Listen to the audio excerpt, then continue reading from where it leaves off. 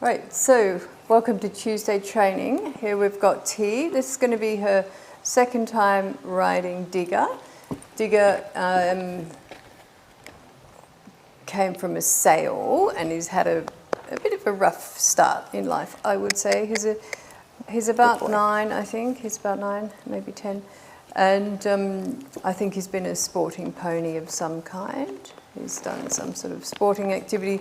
So he's not been awfully good at going forward. He's been very anxious, and T's just been working on that, sort of his anxiety levels and things. She sat on him yesterday, did a couple of circles.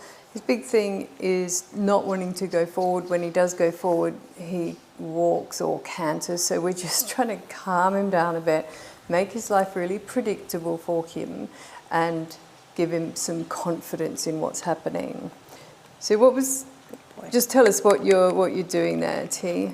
Before I walk off, just ask him to give to the bit like we did on the ground. Yeah. And then we walk off to the right. So I'm trying to do the same thing that I did on the ground. Yep, great. So he's learning the patterns really well, isn't he? So if T can keep the pattern the same under saddle as she had on the ground, that's going to make it much easier for Digger to understand. So that was great. And he's walking forward, he's going really well. That's really nice. How does he feel there? Good. He stops.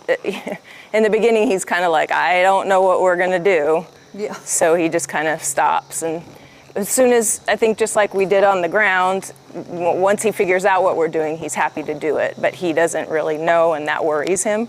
Yeah. So he gets a bit anxious learning new things. Yeah. His big go-to when he was anxious was throwing his head in the air, which he has not done. No, not today. No, so that's good.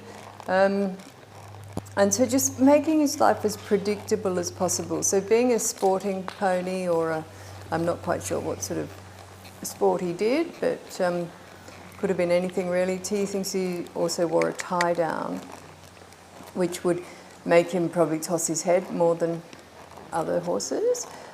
And it just confines them there. So, once they get their freedom back, they tend to move much more than others. But he was getting very anxious, and very anxious about the bit particularly. And so it's really nice to see him relax. So we've worked through the give to the bit exercises, and he was really good at that. We were long reining him, and that got us, some good results initially. But then he seemed to find that a bit difficult, because I think the thing with the long reining is it's great to get you to a certain place in your education, but he was finding the fact that you couldn't give him a 100% full release of rein pressure quite difficult to deal with. So here you can see T's practicing reverse arc there. She's just moving his shoulders. And when he takes that step, she can release that rein 100%. So all of the pressure goes away for him. He's nice and calm. What are you finding with the shoulders, T? Does he fall in or out, or? I haven't had enough experience under saddle to know. I think he's fine. He's pretty straight. Yep. And I have the ability to use both reins, more so than the long reining, so it's clear to him. And the long reining, it was good for his for calming him down, and but he didn't really know where to go. He'd make these little circles and kind of ping pong off of the rail. And if you saw when I was working him on the ground earlier, he's kind of always tipped facing out. So he is an example of where you can do a lot more from the saddle once you get to that point.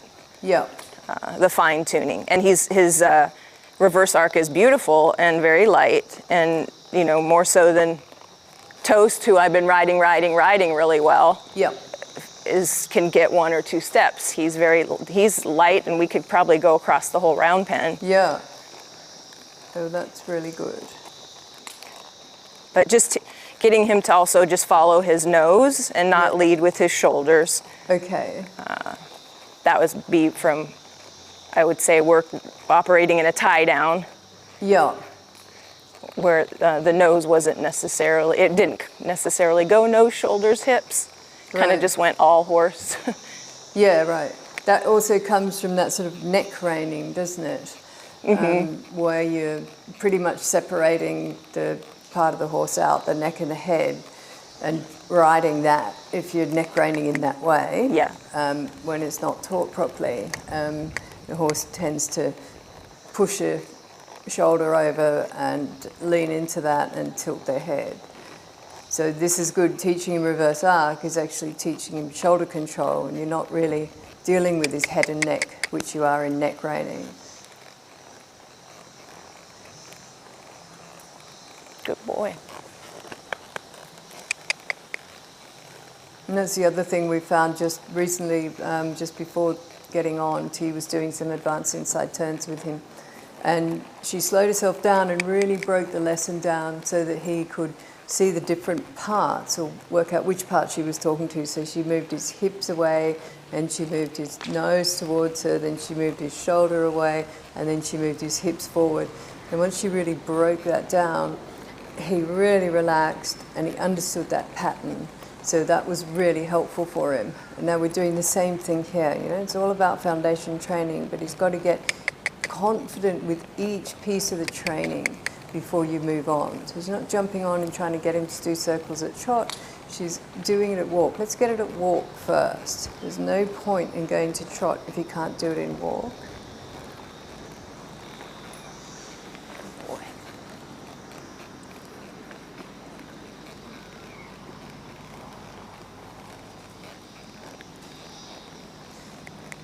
And is he forward enough? You're not using much leg or anything? He's happy just to walk forward? Mm-hmm. That's good. Mm-hmm. Yeah, it's actually quite nice. He seems very relaxed. Yes. Very. So it's Tuesday, and so last week was the first full week we worked him, I think. Yep. First full week, and so we saw a much more relaxed horse as the week went on. Yes. And then he had 2 days off, and then yesterday he was fine, but we did some different things, some new things with him, and he had to think a little bit. Yep. And today we did the same thing, made a little more sense to him, and he seems very relaxed with the whole deal. Yeah. Yeah, I think he's really enjoying the sort of reinforcement-based training. So we're using combined reinforcement. So you'll see negative reinforcement, pressure, release, and then you'll see the positive reinforcement, which is the reward, which we add after that. So we call it combined reinforcement, and it makes his life really predictable. So you'll see, you know, sometimes he'll pick up a rein and be asking him to move his shoulder, and he might just open his mouth a bit, or he might lift his head. But she's just going to hold it there gently until he moves that shoulder, and then she releases and rewards. She showed us right there, and it makes his life really predictable. What I think has happened with this horse in the past is he's had a very reactive rider. So when he does something wrong, he gets punished for that, and it looks to me like it was jabbing him in the mouth or something. So that has meant that his life is very unpredictable, because the horse doesn't know they've done something wrong, but suddenly they get this punishment for something, so that it's really unpredictable. What we're trying to teach him is nothing bad's going to happen. You'll feel a bit of pressure, or you'll hear a bit of pressure. You're going to have to move something. When you do, the pressure is released and you get rewarded. And so that's what he's learning now. So we're going to build his confidence with everything he learns. Well done. Oh.